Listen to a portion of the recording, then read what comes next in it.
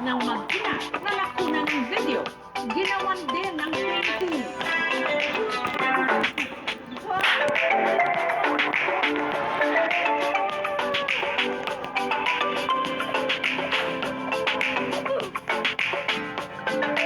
Nakasalubong ko ang ina sa mga kababata ni Bobe.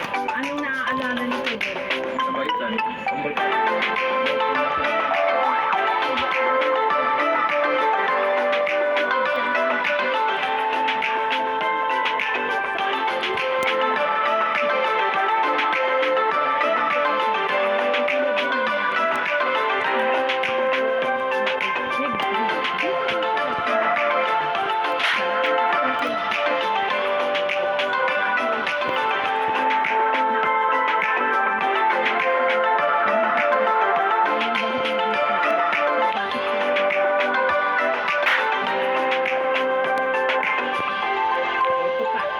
Hindi malilimutan sa kanya.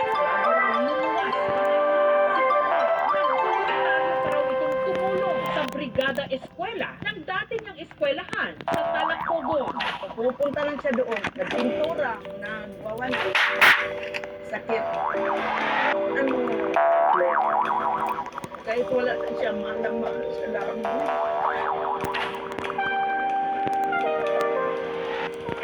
Nag-aral daw si Bobet sa Ateneo de Davao. Yung malapit niyang kaibigan at pinay silang Maki at Matt. Since nung pag-move niya ng dorm ko, kami nag-close. Kapag may gala kami, tapos wala kang pera, o wala kang damit na susutin, pahiram siya.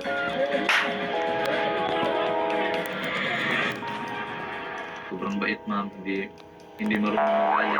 Kung maaari, kaibiganin niya yung kalaban. Hindi niya gusto may kaaway siya. Dito tayo sa hotel niya ngayon, dito sa dorm. May mga naiwan pa siya ng mga Si Borbet is always yung positive siya na palaging nag-give hope sa amin. Hindi yan siya na dadaw. Dream come true niya talaga na makarating dun sa Ateneo de Manila kasi dream school niya. Nanginayang mo kasi wala na yung one of the greatest future ng Pilipinas mo. Kasi si Bobet, mayroon talagang mararating mo. Ateneo de Davao University kung saan nag-high school si Bobet. Alok ng full scholarship sa lahat ng mga nakulilang kapatid niya.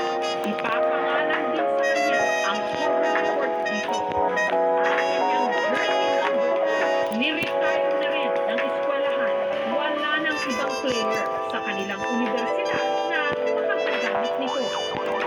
Samantala, hanggang ngayon, nakaburol pa rin. Hindi naman ni Divine Adili, teammate ni Bobet, na kasama niyang nalulong sa Aurora Province. Ang pamilya ni Adili nasa Nigeria pa. For now is that I'm restless. I'm supposed to be in Philippines, but the possibility is what I'm not seeing now because the time to leave the Philippines is Monday, and then to arrive here on Wednesday. My start about